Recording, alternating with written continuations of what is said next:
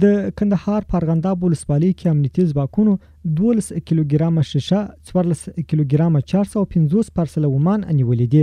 د ارغنداب ولسوالۍ د امنیتي مسؤلینو په خبره په تیر 2 میاشتو کې د دې ولسوالۍ په بیلابیل حوزو کې د غشتلو بیدار امنیتي ځواکونو په مټ لسکونه کیلوګرامه نشي توکي نیولې چې په تړاو څو کسه مجرمین هم نیول شوي. د ارغنداب ولسوالۍ د امنیت قومندانۍ امنیتي ځواکونو د دې ولسوالۍ په څو حوزو کې د امنیتي ځواکونو په مټ 12 کیلوګرامه شیشه 14 کیلوګرامه چارس او 50 پارسله ومان نیولې. د ارغنداب ولسوالۍ د نشي توک په وړاندې د مبارزې امیر نظر محمد ایوبي د ملي رادیو تلویزیون سره په خبرو کې ویل د نشي توکو ترڅنګ 4 چلمان 114 ګرامه تاریاک او بیلابیل چاقوګان هم نیولې. نوموړي وایي مجرمینو په خپل جرم اعتراف کړي او عدلي او قضایي ارګانونو ته سپارل شوي. په ارغنداب ولسوالۍ کې د امنیتي ځواکونو له لوري تقریبا 14 کیلو چارس او 12 کیلو شیشه د امنیتي ځواکونو لخوا نیول شوي.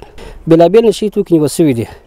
د هغه رقم تاریاک او نور شیان هم موږ نیولي دي او مجرمین محکمې ته معرفي کړي. همدارس د ارغنداب ولسوالۍ د امنیت قومندانۍ معاون مولوي حبیب الرحمن ډاډ څرګند کړ چې په ټولو سیمو کې د نشي توکو د لمنځه په وړاندې کلک مبارزه پیل کړې. هغه ولس ته اطمینان ورکړ چې د شام امنیت ترڅنګ به ناوړه او بد عملي کارونو ته اجازه ورنه کړي.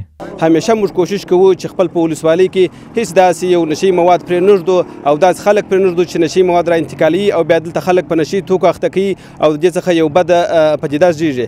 نو الحمدلله زموږ مجاهدین همیشه ویښ دي او هیڅ مشکل به هم نه وي. ولس ته دا ډاډ ورکوو، نړیوال ته دا ډاډ ورکوو چې زموږ کوم فیصله کړې ده چې هغه د نشي توکو د بند په باره کې ده هغه به خامخا موږ دا فیصله پر ځای کوو. دا چې نن تاسې پدیده وینئ. په ورته وخت کې د کندهار ژړۍ ولسوالۍ سنځري سیمه کې هم د عمان د بوټ څخه د نشي توکو د تولید یو لوی فابریکه د غشتلو امنیتي ځواکونو په مټ ونیول شوه.